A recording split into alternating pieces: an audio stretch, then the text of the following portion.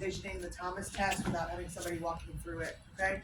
So what you have them do is you have them supinate their hands, anatomic position, snugged up next to the body. We used to have people almost tuck this under their booty because otherwise their arms tend to fly out a little.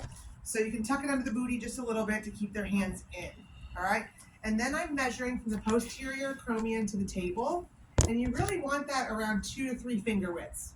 Yes, I recognize finger widths are different. That's why it's a ballpark.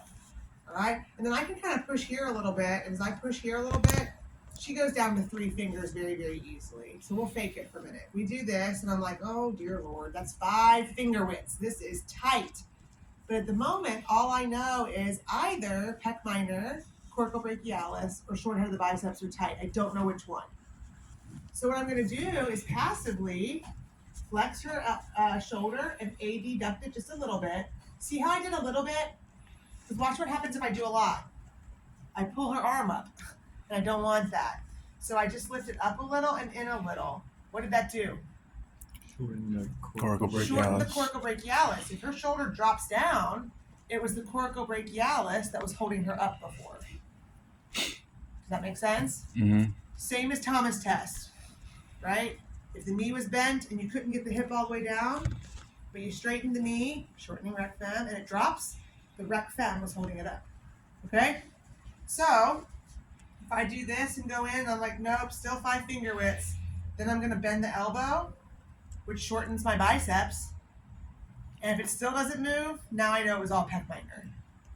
If it drops anywhere in there, you're weeding out one at a time what muscles might be involved. Okay? So when you guys practice that one will be kind of a one to tease out a little bit. So again, in this position, put a little pressure down just to see. You know, I'm not leaning all my body weight on her. I'm just putting a little pressure down. Again, cat's totally fine because actually now that I do it here, she's down to 2 fingers. She's fine. So we're faking it. You guys can fake it on each other. And if I do this and come in a little and it drops all the way down, coracobrachialis. This, nothing happens. Now it drops down, short head of the biceps. You go into flexion, adduction, elbow flexion, nothing happens, pec minor. Okay?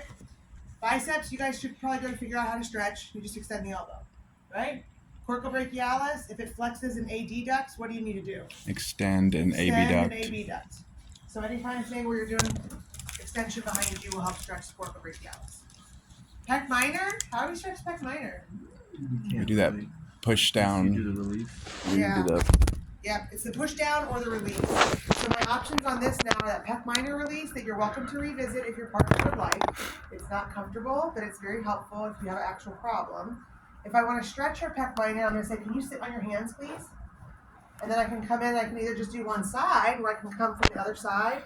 And then I can take, I want the palm of my hand to catch her acromion. I don't want to be pushing on her humeral head. Okay? And I'm just going to kind of push down and out. Remember, it's attaching, I'm not going to touch it because it's really right over her breast tissue. It's connecting from the rib cage over, so I'm kind of pushing in and out to elongate that muscle out further. So if it's just one side, I can just come over here, and it's usually very comfortable. Okay, nice and easy. If I'm going to do both sides, I do a cross arm technique, and I'll tell you why. So if I'm going to do both sides, I'm going to come up here and I'm